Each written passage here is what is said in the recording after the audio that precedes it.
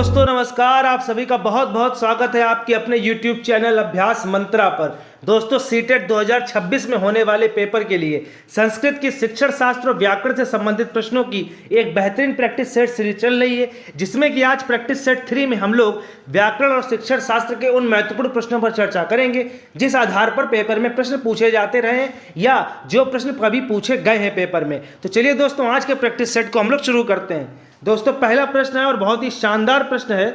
पूछा गया है, भाषा अधिगम समय यानी भाषा अधिगम के समय छात्रेण कृतः यानी छात्र के द्वारा की गई त्रुटियां मतलब त्रुटियां कीदृशः मन्यते कैसी मानी जाती हैं। तो देखिए पहला ऑप्शन लिखा है तहा अधिगम प्रक्रिया स्वाभाविका भागा संति। ये अधिगम की प्रक्रिया का स्वाभाविक भाग है। संति का अर्थ याद रखिए हैं, तो ये अधिगम की प्रक्रिया का स्वाभाविक भाग है। ये चिंतन से अंतर्दृष्टि जो चिंतन को अंतर्दृष्टि देती हैं। तो पहला ऑप्शन आपने पढ़ लिया। अब और ऑप्शन भी पढ़िए। देखिए शिक्षण शास्त्र के जब भी आप प्रश्न करें तो जो प्रश्न इस तरीके से केस बेस्ड हो कि कोई छात्र इस प्रकार की प्रक्रिया करता है या कोई शिक्षक ऐसा करता है तो क्या करेंगे, तो चारों ऑप्शन आपको पढ़ने। लेकिन जब कोई फैक्ट वाला हो कि पियाजे ने क्या दिया, चॉम्स्की ने क्या दिया, तो उसका उत्तर तो सीधा होता है। तो इस प्रकार के प्रश्नों में चारों ऑप्शन पढ़िए। तो पहला तो हमने पढ़ लिया। अगला है तहा छात्र से भाषा अक्षमता प्रमाणित कुर्वन्ति, मतलब ये जो त्रुटियां हैं ये छात्र की भाषा अक्षमता को प्रमाणित करती हैं। तो देखिए छात्र की भाषा अक्षमता को तो प्रमाणित नहीं करती, क्योंकि त्रुटियां जो होती हैं वो तो कोई भी कर सकता है। तो ये तो ऑप्शन गलत कर दीजिए। अगला है तहा शिक्षण अधिगम प्रक्रिया बाधा संति, ये शिक्षण अधिगम की प्रक्रिया में बाधा है। देखिए त्रुटियों को कभी भी बाधा भी नहीं माना जाएगा, तो ये ऑप्शन भी गलत कर दीजिए। अगला है तहा शिक्षकस्य असफलतायां छात्रस्य असावधानीं च सूचयन्ति। चा का मतलब होता है दोस्तों और, तो इसका अर्थ हुआ कि ये तहा माने ये यानी कि वे जो त्रुटियां हैं वे शिक्षकस्य यानी शिक्षक की असफलता और छात्र की असावधानी को सूचित करती हैं। तो ये भी गलत होगा। शिक्षक की असफलता और छात्र की असावधानी नहीं होगा। तो सही ऑप्शन कौन सा होगा? ऑप्शन नंबर ए कि जो त्रुटियां होती हैं वो अधिगम प्रक्रिया में स्वाभाविक होती हैं और चिंतन को यानी समझ को अंतर्दृष्टि देती हैं। तो ऑप्शन ए सही जवाब होगा। अगला प्रश्न है कश्चित। देखिए कश्चित का मतलब होता है दोस्तों कोई। तो कोई छात्र गद्यांशम पठन यानी गद्यांश पढ़ते हुए ग्रहम इति शब्द से, ग्रह इस शब्द के स्थाने माने स्थान पर आलयम इति पठति, यानी कोई छात्र गद्यांश पढ़ते हुए ग्रहम शब्द के स्थान पर आलय शब्द पढ़ता है। अस्य अर्थः कहा, इसका अर्थ क्या है, इसका मतलब क्या है? तो देखिए पहला है छात्रा अक्षर पहचाने दुर्बला अस्ति अतः सा भ्रमितः भवति। छात्र अक्षर पहचानने में दुर्बल है तभी वो भ्रमित होता है। तो देखिए ये इसलिए गलत होगा क्योंकि बच्चे ने या छात्र ने क्या किया, ग्रहम को पूरा आलय पढ़ लिया है। तो अक्षर पहचानने में भ्रम नहीं है, उसको पूरा शब्द ही उसने चेंज किया है। तो ये तो गलत हो गया ऑप्शन। दूसरा ऑप्शन क्या है, छात्रा केवलम लापरवाह अस्ति सह ध्यान पूर्वक ना पठति। छात्र केवल लापरवाह है, वह ध्यान पूर्वक नहीं पढ़ता है। ठीक है बात, अगला ऑप्शन देखते हैं। अगला है छात्रा अर्थबोध पूर्वकम पठति सह शब्दार्थस्य प्रयोगम करोति। छात्र अर्थबोध पूर्वक पढ़ता है और शब्दार्थ का प्रयोग करता है। तो यही वाला ऑप्शन बिल्कुल सही होगा कि ग्रह का आलय क्या होता है, पर्यायवाची होता है। तो ग्रह की जगह आलय पढ़ दिया यानी उसे शब्दार्थ का ज्ञान है और वो शब्दार्थ का प्रयोग करता है। तो ऑप्शन सी सही होगा। और ऑप्शन डी में लिखा है कि छात्र से वाचन कौशल गंभीरा दोष अस्ति, कि छात्र के वाचन कौशल यानी बोलने में गंभीर दोष है। तो यह भी गलत होगा। तो ऑप्शन सी सही जवाब होगा। अगला प्रश्न है रचनात्मक मूल्यांकन से मुख्यम उद्देश्यम किम अस्ति। किम का मतलब क्या होता है, क्या। अस्ति का मतलब है। तो रचनात्मक मूल्यांकन का मुख्य उद्देश्य क्या है? तो पहला है सत्रस्य। देखिए जब भी कभी संस्कृत में ये आधा सा या हो जाए तो इसमें आपको के जोड़ना है। क्या जोड़ना है? का या के। तो सत्र से मतलब सत्र के, अंते माने अंत में, छात्राणाम श्रेणीकरणम। श्रेणीकरणम का मतलब होता है लेवलिंग करना, अलग अलग ग्रुप में बांट देना। तो सत्र के अंत में छात्रों को श्रेणीकरण करना और उत्तीर्ण अनुत्तीर्ण की घोषणा। तो ये तो कभी भी आंसर सही नहीं होता, आप इतना शिक्षण शास्त्र जानते ही हैं। तो ये तो गलत ही कर दीजिए। अगला ऑप्शन है कि छात्राणाम प्रगतो सुधारा, छात्र की प्रगति सुधार तथा शिक्षण अधिगम प्रक्रिया है सुदृढ़ीकरण, यानी कि छात्र की प्रगति में सुधार हो, छात्र की प्रगति से संबंधित और शिक्षण अधिगम प्रक्रिया का सुदृढ़ीकरण। तो रचनात्मक मूल्यांकन का यही बिल्कुल सही जवाब होगा ऑप्शन बी, क्योंकि अगला ऑप्शन आप देखेंगे तो लिखा है छात्रेभ्यः गृह कार्य से मात्राम वर्धितुम, यानी कि छात्र के गृह कार्य को बढ़ाने के लिए, तो गृह कार्य तो बढ़ाने ही नहीं है। और अगला है कि विद्यालय प्रबंध के सामने छात्र का अंक तालिका प्रस्तुत, तो यह भी नहीं होगा। तो रचनात्मक मूल्यांकन है तो प्रगति से संबंधित और उसकी अधिगम प्रक्रिया को सुदृढ़ीकरण करेंगे, तो ऑप्शन बी इसका सही जवाब है। अगला प्रश्न है कश्चित, तो कश्चित का मतलब फिर से वही कोई, बालक श्रवण समय यानी कि सुनने के समय मुख्य बिंदु ग्रहणाति यानी कि मुख्य बिंदु को ग्रहण करता है, सारांशम च अवगच्छति और सारांश का ज्ञान यानी सारांश लिखता है, तो ऐसा कहा प्रकार अस्ति, तो ये किसका प्रकार है? बहुत ही महत्वपूर्ण प्रश्न है दोस्तों। अब यहाँ पर दो बातें आप याद रखिए, एक है दोस्तों ऊर्ध्वगामी उपागम और एक है अधोगामी उपागम, ठीक है। तो ऊर्ध्वगामी उपागम का मतलब ये है कि जब बच्चा वर्णों से शब्द बनाए, शब्दों से वाक्य बनाए, छोटी छोटी चीज़ों को पहले सीखे और उसके बाद जैसे कि अगर रिक्त स्थान भरने को आ जाए, वर्ण से शब्द बनाने को आ जाए, तो वहाँ पर ऊर्ध्वगामी उपागम सही होगा। और अधोगामी उपागम वहाँ होता है जब बच्चा बड़ी चीज़ों से सामान्य चीज़ बनाता है, जैसे कि उसने कोई शब्द सुना, कोई शब्द क्या गद्यांश सुना और उसके बाद सारांश लिखा, तो ये अधोगामी उपागम है कि सारांश लिखना, अर्थ निकालना, अर्थ ग्रहण करना, अपने हिसाब से अर्थ लिखना, कविता का अर्थ लिखना, तो ये अधोगामी उपागम है, तो ऑप्शन डी इसका सही जवाब होगा। अच्छा प्रश्न है दोस्तों, प्रश्न अच्छे लग रहे हो तो वीडियो को लाइक कर दीजिए और चैनल को सब्सक्राइब भी कर लीजिए। अगला प्रश्न है व्याकरण शिक्षणाय निम्नलिखित विधित्सु कहा विधि सर्वातिशयनी मन्यते, यानी कि व्याकरण शिक्षण के लिए निम्नलिखित विधियों में सर्वातिशयनी का मतलब होता है सर्वश्रेष्ठ। तो वैज्ञानिक मनोवैज्ञानिक भी लिख दिया है कि वैज्ञानिक और मनोवैज्ञानिक दोनों मानी जाती है। तो देखिए व्याकरण शिक्षण का कभी प्रश्न आ जाए तो उसके लिए सही जवाब होगा दोस्तों आगमन विधि। कौन सी विधि? आगमन। आगमन विधि का मतलब होता है उदाहरण और फिर नियम, और निगमन विधि का मतलब होता है नियम और फिर उदाहरण। तो व्याकरण के लिए ऑप्शन है आगमन विधि। अगला प्रश्न है लेखन कौशलस्य यानी लेखन कौशल के मूल्यांकन के समय शिक्षक कस्य ऊपरी यानी किसके ऊपर सर्वाधिक ध्यान देना चाहिए शिक्षक को, ये पूछा गया है। तो पहला ऑप्शन है विचाराणाम अभिव्यक्त मौलिकताया, विचारों की अभिव्यक्ति और मौलिकता पर, ठीक है, इसको देखते हैं। आगे सुंदर हस्तलेखन से शुद्ध वर्तनी और सुंदर हस्तलेखन पर। अगला है केवल व्याकरण नियमानाम, केवल व्याकरणों के नियमों शुद्ध प्रयोग पर, तो ये तो गलत हो गया। और ऑप्शन डी शब्द सीमा उल्लंघन, शब्द सीमा के उल्लंघन पर, तो ये भी गलत हो गया। तो यहाँ पर दो ऑप्शन बचते हैं ए और बी, तो ऑप्शन ए आपको नजर आ रहा होगा सही होगा, क्योंकि विचारों की अभिव्यक्ति और मौलिकता के ऊपर जब शिक्षक कॉपी में चेक कर रहा है या मूल्यांकन कर रहा है। अगला प्रश्न है विद्यालयी शिक्षायाम मातृभाषा आधारित बहुभाषिकता यानी मातृभाषा पर आधारित बहुभाषिकता का नाम किनका मतलब होता है, तात्पर्य क्या है? तो विद्यालयी शिक्षा में मातृभाषा आधारित बहुभाषिकता का तात्पर्य क्या है? तो पहला है कि छात्र केवल स्वमातृभाषा ही एवं पठन्ति, यानी छात्र जो हैं वो केवल अपनी मातृभाषा ही पढ़ते हैं, अन्य भाषा न शिक्षन्ति, अन्य भाषा को नहीं सीखते हैं। अब अगर अन्य भाषा को नहीं सीखेंगे तो बहुभाषिकता का मतलब ही क्या रह गया? तो ऑप्शन ए गलत हो गया। अगला है आंग्ल भाषा स्थाने केवल प्रादेशिकम भाषाणाम पठनम, आंग्ल भाषा के स्थान पर केवल प्रादेशिक भाषा को पढ़ना, ये भी गलत है। अगला है विद्यालय प्रबंधनम केवल मातृभाषा माध्यमेन एवं परीक्षा ग्रहणाति, मतलब विद्यालय में केवल मातृभाषा के माध्यम से ही परीक्षा होनी चाहिए, ये भी गलत, क्योंकि केवल मातृभाषा का मतलब बहुभाषिकता तो है ही नहीं। और ऑप्शन डी है कि छात्र मातृभाषा शिक्षण प्रारंभ बनते, यानी छात्र मातृभाषा में शिक्षण प्रारंभ करेगा, तदंतरम बहुनाम भाषणम संयोजनम कुर्वन्ति, और फिर बहुत सी भाषाओं में संयोजन करेगा। तो यही ऑप्शन डी सही है कि पहले छात्र मातृभाषा में शिक्षण प्रारंभ करता है और उसके बाद बहुभाषाओं में यानी अन्य भाषाओं में संयोजन करता है। तो ऑप्शन डी इसका सही जवाब होगा, यही है मातृभाषा आधारित बहुभाषिकता। अगला प्रश्न है लेखन कौशल यानी लेखन के कौशल में मस्तिष्क उद्वेलनम। देखिए मस्तिष्क उद्वेलनम का मतलब होता है मस्तिष्क का अच्छे तरीके से खूब तरीके से विचार करना, मस्तिष्क में अन्य क्रियाओं को अपने दौड़ाना। इति प्रक्रिया कस्मिन स्तरे सर्वाधिकम सहायम करोति। अब मस्तिष्क उद्वेलन हो रहा है, मस्तिष्क उद्वेलन हो रहा है मतलब मस्तिष्क में कई विचार हैं, उन विचार घूम रहे हैं, उन विचारों के बारे में व्यक्ति सोच रहा है, बच्चा सोच रहा है। तो क्या मतलब है?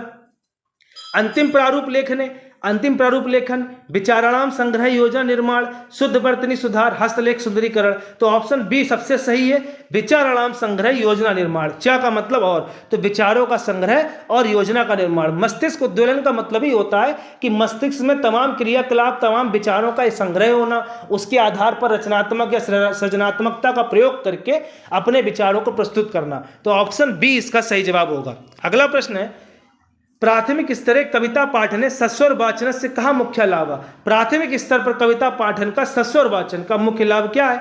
तो पहला, छात्रा कठिन व्याकरण नियम जानाती। तो देखिए, कविता के पाठन से नियम व्याकरण के कैसे जानेगा? तो गलत।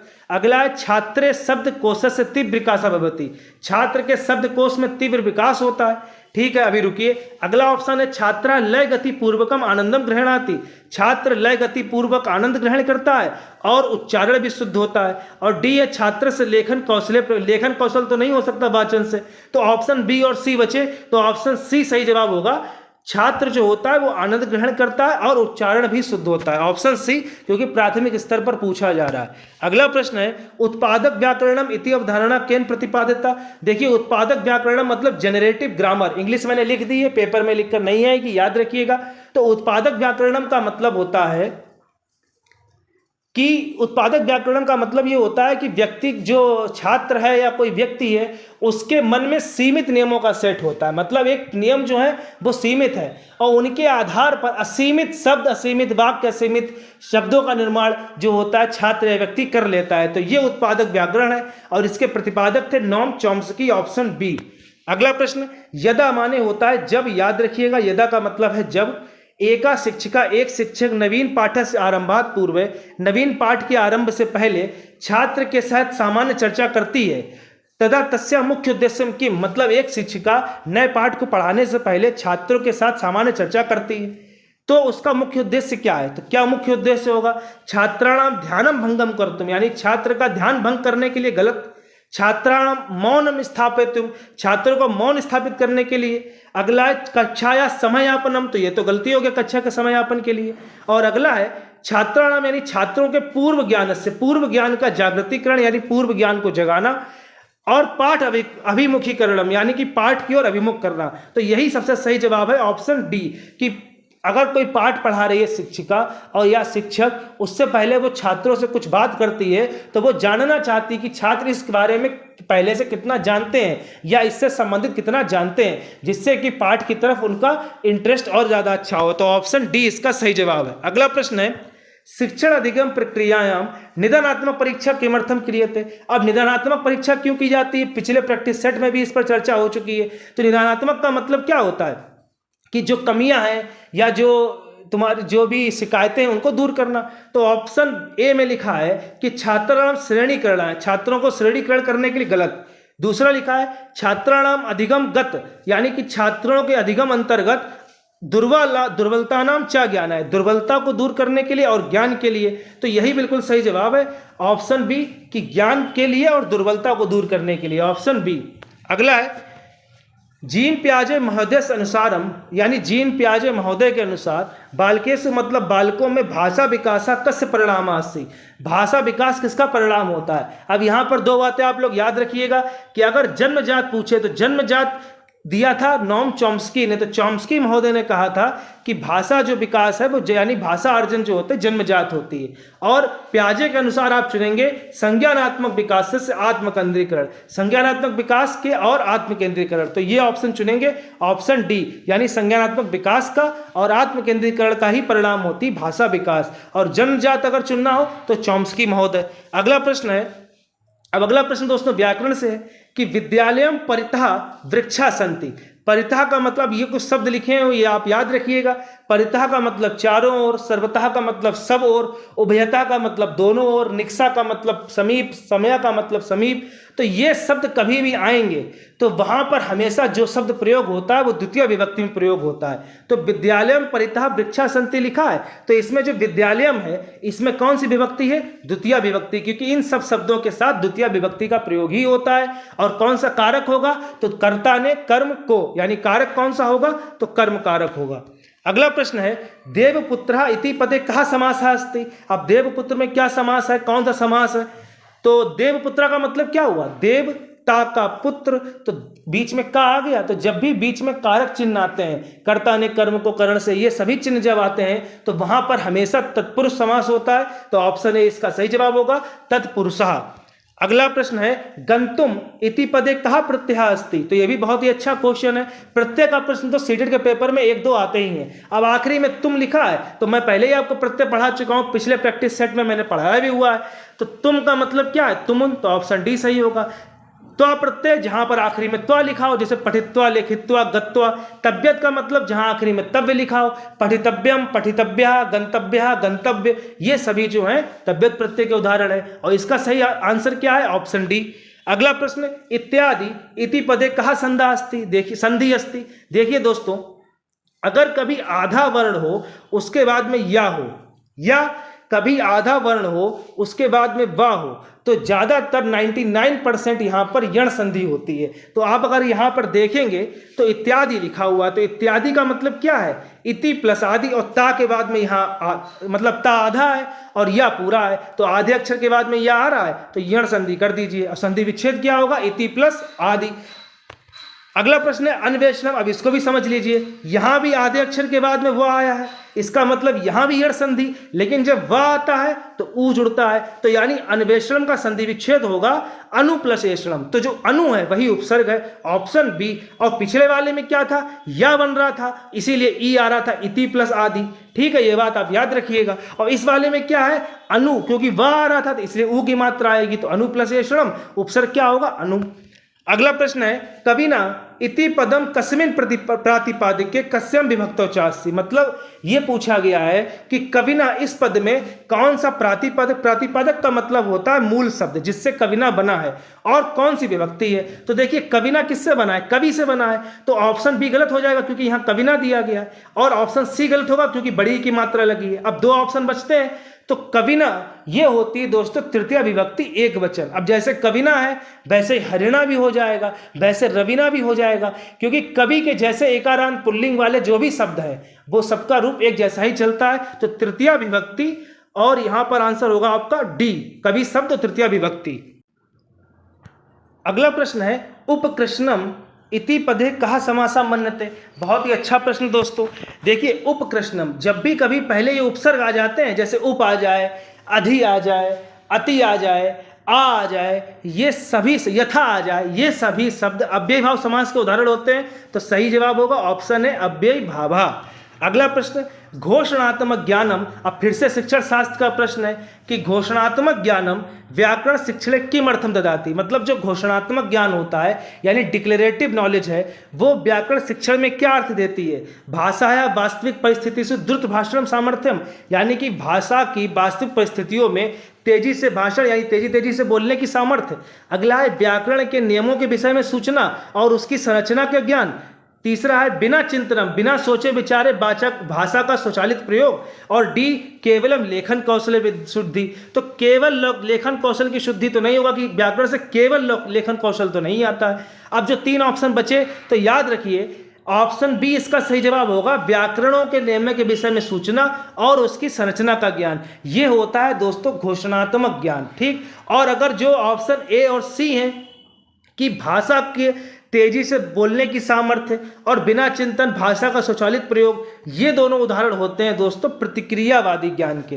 तो याद रखिएगा ये प्रतिक्रियावादी ज्ञान के हैं, और ऑप्शन बी जो है ये घोषणात्मक ज्ञानम। अब इनके ऊपर जो भी शिक्षण की इस प्रकार से टर्म है जैसे घोषणात्मक ज्ञान, प्रतिक्रियावादी ज्ञान, अर्धोगामी उपागम या अधोगामी उपागम या ऊर्ध्वगामी उपागम, इनके ऊपर अलग से मैं वीडियो सीटेट पर बनाऊंगा ही बनाऊंगा। तो हमारे चैनल को आप सब्सक्राइब कर लीजिए, और जिनको भी आवश्यकता हो उन तक हमारा ये वीडियो जरूर शेयर कीजिए। अगला प्रश्न है व्याकरण शिक्षण यानी व्याकरण के शिक्षण में क्रीड़ा विधि कस्य परिहारम करोति। देखिए परिहार शब्द का अर्थ याद रखिएगा निषेध होता है, यानी मनाही, छोड़ना। तो क्रीड़ा विधि किसका निषेध करती है। पहला है छात्रों की सक्रियता सहयोगात्मक और सहयोगम के अधिगम का, तो ये तो गलत होगा क्योंकि निषेध पूछा गया। और जब क्रीड़ा विधि होगी तो छात्र ग्रुप में रहेगा, सहयोग से सीखेगा। अगला है रुचिपूर्ण वातावरण से, तो क्रीड़ा विधि में रुचिपूर्ण वातावरण तो होगा ही, तो ये भी गलत है। ऑप्शन सी है कि भाषा या स्वाभाविक प्रयोग से, भाषा के स्वाभाविक प्रयोग का। और ऑप्शन डी यांत्रिक अभ्यासाम रटन पद्धता और रटने की पद्धति का, तो यही गलत होगा कि अभ्यास और रटने की पद्धति का निषेध कर देती है कौन, क्रीड़ा विधि। तो ऑप्शन डी। अगला प्रश्न है उपचारात्मक शिक्षण कदा क्रियते, उपचारात्मक शिक्षण कब करना चाहिए। पहला है परीक्षाया पूर्वम केवलम एक बारम, परीक्षा से पूर्व केवल एक बार, सत्र से प्रारंभे, सत्र के प्रारंभ में ही, निदानात्मक परीक्षाया अनंतरम, निदानात्मक परीक्षा के बाद, या वार्षिक मूल्यांकनात् पूर्वम, या वार्षिक मूल्यांकन से पहले। देखिए उपचार कब किया जाता है, उपचार का मतलब होता है इलाज। इलाज कब किया जाता है, परीक्षण करने के बाद यानी जांच करने के बाद, और जांच का मतलब है निदान। तो निदानात्मक परीक्षण के बाद यानी पहले निदान करेंगे, जानेंगे क्या दिक्कत है क्या कमी है, उसके बाद उपचारात्मक शिक्षण होगा। तो ऑप्शन सी सही जवाब होगा। अगला प्रश्न है भाषा अधिगमः अर्जनात् कथम भिन्ना अस्ति, यानी जो भाषा अधिगम है वो अर्जन से किस प्रकार भिन्न है, कैसे भिन्न है। कथम का मतलब कैसे या किस प्रकार। अब ये बहुत ही इंपॉर्टेंट क्वेश्चन है। देखिए पहला ऑप्शन लिखा हुआ है अधिगमा स्वाभाविका भवति, यानी अधिगम जो होता है स्वाभाविक होता है। दूसरा ऑप्शन है अधिगम सप्रयासा और नियमबद्ध भवति, अधिगम जो होता है सब प्रयास यानी प्रयास के साथ आता है और नियमबद्ध होता है। ऑप्शन सी है अधिगम बाल्यकाले एवं समाप्ता भवति, अधिगम बाल्यकाल में ही समाप्त होता है, तो ये तो गलती हो जाएगा। और ऑप्शन डी है कि अधिगमस्य कृते परिवेशस्य आवश्यकता न भवति, अधिगम की परिवेश में आवश्यकता नहीं होती, तो ये भी गलत हो जाएगा। तो दो ऑप्शन बचते हैं। अब एक बात आप याद रखिए, देखिए यहाँ पर आपसे पूछा गया है अर्जन से अधिगम कैसे भिन्न है, तो दो ऑप्शन तो गलत हो गए। अब एक बात याद रखिए, जो भाषा अर्जन होता है वो भाषा अर्जन जो होता है, भाषा अर्जन जो होता है दोस्तों याद रखिए वो आता है, वो स्वाभाविक होता है। ठीक, भाषा अधिगम नहीं, अर्जन स्वाभाविक होता है। लेकिन जो अधिगम होता है वो तो प्रयास से ही आता है। जैसे कि भाषा अर्जन की क्षमता तो बच्चे में होती ही होती है कि उसके तभी तो भाषा सीख पाता है, लेकिन अधिगम यानी सीखेगा कैसे, जब वो प्रयास करेगा। तो ऑप्शन बी सही होगा कि अधिगम जो होता है सब प्रयासा और नियमबद्ध होता है, और अर्जन ये स्वाभाविक होता है। तो ऑप्शन बी इसका सही जवाब होगा। अगला प्रश्न है पातुम इत्यत्र कहा प्रत्यय अस्ति, तो फिर से व्याकरण का प्रश्न। अब आखिरी में तुम लिखा हुआ है तो ये तुमुन प्रत्यय फिर से सही हो जाएगा, ऑप्शन ए।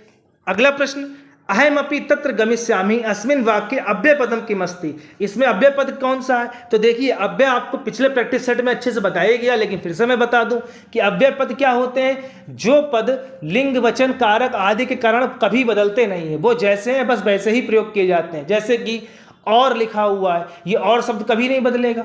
इसी प्रकार से तथा लिखा हुआ कभी नहीं बदलेगा।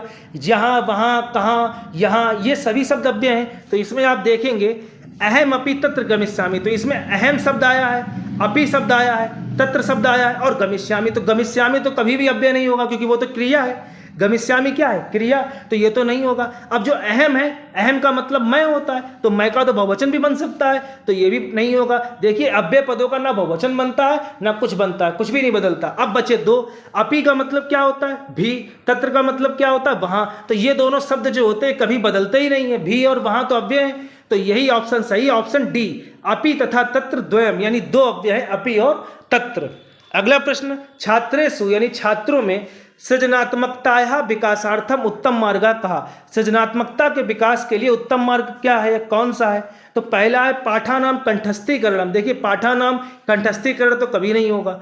बी है छात्रेभ्यः मुक्तांतः प्रश्न पृच्छभ्यः, छात्रों को मुक्त रूप से प्रश्न पूछने चाहिए स्वतंत्र रूप से, तो ये हो सकता है। लेकिन और ऑप्शन पढ़िए, प्रतिदिनम कठिन गृह कार्यम दानम, तो ये भी गलत हो गया।